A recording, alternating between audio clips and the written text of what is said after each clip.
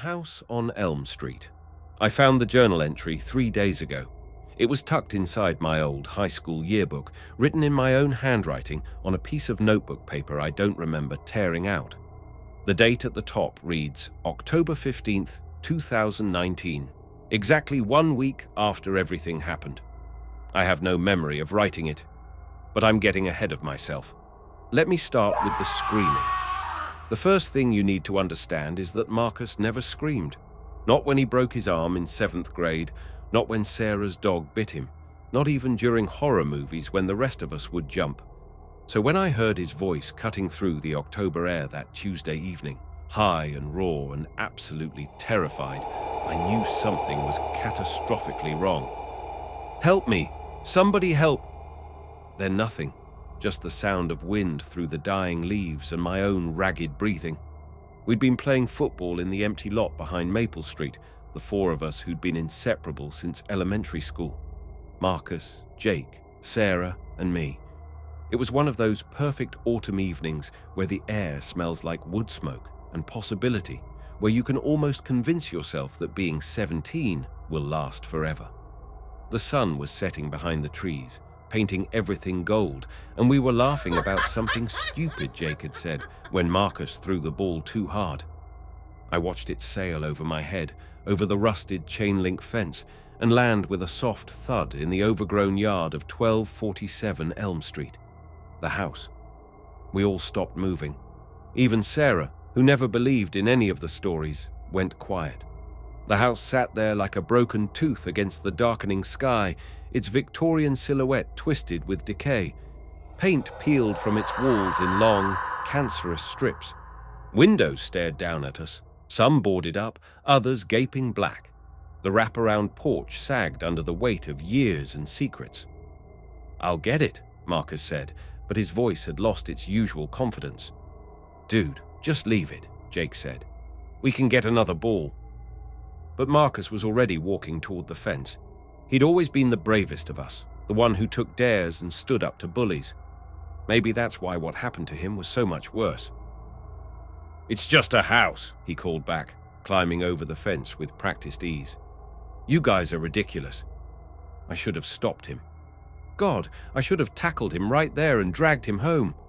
But I was 17 and stupid and tired of being afraid of stories that probably weren't even true. The stories. Christ, how could I forget the stories? Mrs. Chen at the corner market used to whisper about the Ashford family who'd lived there in the 1960s. How their 8-year-old daughter Emma had vanished one night. How they'd found her bedroom window wide open and her bed still warm. How the parents had searched for months before they disappeared too, one by one, until the house stood empty. How sometimes, on quiet nights, you could still hear a little girl calling for her mommy. But those were just stories, urban legends, the kind of thing bored teenagers tell each other to feel important. Marcus jogged across the dead lawn toward where the football had landed near the front porch. I watched him bend down to pick it up, watched him straighten and turn back toward us with a grin. That's when the front door opened. Not quickly, like someone had been waiting. Slowly, deliberately, with a creak that carried across the yard like fingernails on a chalkboard. Marcus froze, the football clutched against his chest. Even from 50 feet away, I could see his face go pale. "Marcus," Sarah called, "just grab the ball and come back." He started walking toward us, but wrong. Too stiff, like he was fighting against invisible strings. His eyes were wide and fixed on something we couldn't see, something behind us. When he opened his mouth, his voice sounded different, thinner. There's someone in there. She's watching me." "Who?" Jake asked, but Marcus was already backing away from us, toward the house. "She says she's been waiting. She says—" His voice cut off like someone had grabbed his throat. That's when he screamed. The sound lasted maybe 3 seconds before it was swallowed by silence so complete it made my ears ring. Marcus was gone. Not just hidden by shadows or behind the house, gone like he'd never existed at all. "Marcus!" Sarah was climbing the fence before Jake or I could stop her. "Marcus, where are you?" I followed, my hands shaking so badly I could barely grip the chain link. Jake was right behind me, cursing under his breath. We dropped into the yard and spread out, calling Marcus's name. The grass was dead, brittle under our feet. It crunched like old bones. The air tasted wrong, metallic and sweet, like copper pennies and overripe fruit. With each step toward the house, the temperature dropped. By the time we reached the porch, I could see my breath. "His phone's going straight to voicemail," Jake said, his voice tight with panic. The front door stood wide open. Beyond the threshold, darkness pressed against the opening like black water held back by an invisible barrier. No light from inside, no sound, no movement, just that hungry emptiness waiting. "We have to go in," Sarah said. "Are you insane?" Jake grabbed her arm. "We need to call the police." "And tell them what?" "That our friend disappeared into a spooky house. They'll think we're on drugs." She was right. I pulled out my phone anyway, but the screen showed no signal. No bars, no Wi-Fi, nothing. Just that eternal spinning wheel of trying to connect to a world that suddenly felt very far away. "Marcus," I called toward the open door. My voice echoed strangely, like the house was much larger inside than it appeared from the outside. "If you're in there, say something." Silence. Then, from somewhere deep inside the house, the faint sound of crying. A child's voice, high and desperate. "Help me. Please help me." "That's not Marcus," Jake whispered. Sarah was already walking toward the door. I caught up with her at the threshold, where the temperature dropped another 10 degrees. The crying continued, echoing from somewhere upstairs. "Emma," I whispered, the name falling from my lips before I could stop it. The crying stopped. I stepped inside. The house swallowed us. Memory becomes unreliable after that point. Time moved wrong inside 1247 Elm Street. Minutes stretched into hours or compressed into seconds. Rooms that should have led to the kitchen opened onto staircases that climbed into darkness. Hallways twisted back on themselves. Doors appeared where walls had been moments before. The three of us stayed together at first, calling for Marcus as we searched the ground floor. The house was furnished, which should have been impossible. Dust sheets covered antique furniture that looked like it had been waiting decades for someone to return. Family photographs lined the mantelpiece. The same photograph, repeated over and over. A man, a woman, and a little girl with dark curls and sad eyes. Emma Ashford. Even in the faded black and white, I could see the resemblance to the child I'd glimpsed in Marcus's eyes just before he disappeared. "Look at this," Sarah whispered. She was standing in front of an old grandfather clock that had stopped at 11:47. All the clocks are stopped at the same time. Jake was examining a calendar on the wall, its pages yellowed with age. "October 15th, 1962, he read. "That's when she disappeared." The crying started again, closer now, coming from upstairs. We climbed the stairs together, the old wood groaning under our weight. Each step seemed to take us further from the world we knew. The wallpaper was peeling, revealing patches of what looked like children's drawings underneath. Stick figures holding hands, a house with too many windows, a little girl standing alone in a dark room. At the top of the stairs, we found ourselves in a hallway that stretched impossibly far in both directions. Doors lined both walls, dozens of them, each one identical. Behind one of them, someone was sobbing. "Marcus," Sarah called. "Here," came the response, muffled by wood and distance. "I'm here. The door won't open." We tried every door. Some were locked, others opened onto empty rooms or brick walls or spaces that defied geometry. But the voice kept calling to us, always from the next door, always just out of reach. That's when we started to separate. I don't remember the exact moment it happened. One second we were together, the next I was alone in a hallway that looked nothing like the one we'd been in. The doors were gone. The wallpaper showed different pictures now. Newspaper clippings about missing children, all dating back decades. Photos of search parties. Headlines that made my stomach turn. 8-year-old vanishes from bedroom. parents disappear during search. Unexplained disappearances plague Elm Street. "Sarah," I called. "Jake." My voice echoed strangely, like the house was speaking back to me in my own words. I walked forward, but the hallway stretched on forever. Behind me, when I turned to look, there was only darkness. No stairs, no way back to the ground floor. Just me and the pictures on the walls and the growing certainty that I was no longer alone. The first time I saw her, she was standing at the far end of the hallway. A little girl in a white nightgown, her dark curls framing a face that was beautiful and terrible and utterly wrong. She was there for maybe 2 seconds before she slipped through a door that hadn't been there moments before. I ran after her, but the door was locked. When I pressed my ear against the wood, I could hear multiple voices on the other side. Marcus, Sarah, Jake, all calling for help, all begging to be let out. And underneath their voices, the sound of a child laughing. I don't know how long I wandered those hallways. The house kept changing around me, rooms shifting like puzzle pieces being rearranged by invisible hands.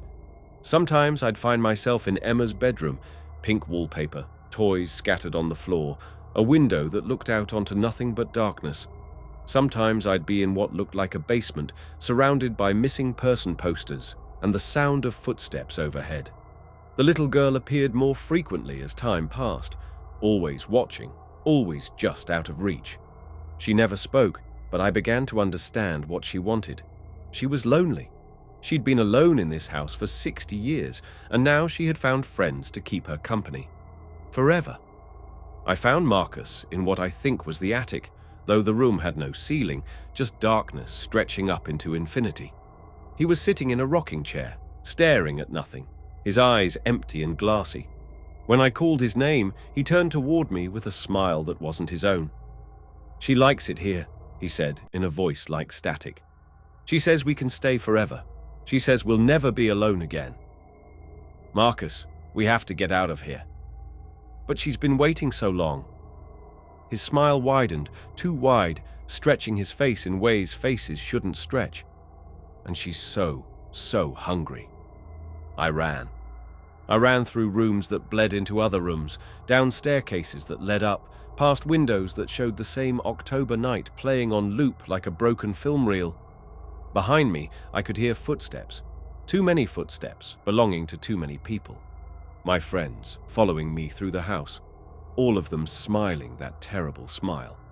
I found Sarah in the kitchen, standing at the stove, cooking something that smelled like rot and flowers. She hummed while she worked, a children's lullaby I recognized but couldn't name. "Almost dinner time," she said, without turning around. "Emma's been waiting so long for a proper family dinner." Jake was in the living room, playing chess with an opponent I couldn't see. The pieces moved by themselves on the board, and Jake laughed at jokes only he could hear. "She's teaching me the rules," he said when he noticed me watching. "The real rules, the ones that matter." I backed away from them, toward what I hoped was the front door. But the house had other plans. Every path led deeper inside. Every door opened onto another room full of antique furniture and impossible shadows. That's when I realized the truth. This wasn't just a haunted house. It was something else. Something that fed on loneliness and isolation. Something that collected lost children and kept them forever. The Ashford family hadn't disappeared. They'd been absorbed, made part of something larger and hungrier. And now, it wanted us. The little girl was waiting for me in the front hallway, standing between me and the door that led back to the world. Up close, I could see what was wrong with her face. Her features kept shifting, cycling through different children. Boys and girls, all ages, all races. Decades of missing kids, all wearing Emma's nightgown, all speaking with her voice. "Don't go," she said, and her words came from everywhere at once. "Stay and play with us. We have so many games." Behind her, the door to the outside world began to fade, becoming translucent, then transparent, then gone entirely. Just another wall in an endless house, full of rooms and shadows and children who would never grow up. "Please," I whispered, "I just want to go home." "This is home now," Emma said. "This is where you belong." And I felt it then, the pull. The terrible, seductive promise of never being alone again, never having to face the world outside, never having to grow up and deal with mortgages and heartbreak and death. Just endless games and laughter and the warm embrace of something that understood exactly what it meant to be lost. I took a step toward her, then another. The house sighed around me like a satisfied cat, and somewhere in the distance I heard my friends laughing. Soon I would join them. Soon I would understand the real rules. But then I heard it, the sound of sirens in the distance, growing closer. Police cars, fire trucks, search and rescue. Someone had noticed we were missing.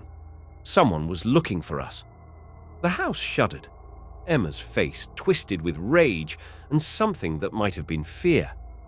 "No," she hissed. "They can't take you. You're mine now." The walls began to bleed. Not blood, something darker, something that moved with its own purpose. The furniture started to dissolve, revealing bones underneath. So many bones, small ones mostly, arranged in patterns that hurt to look at.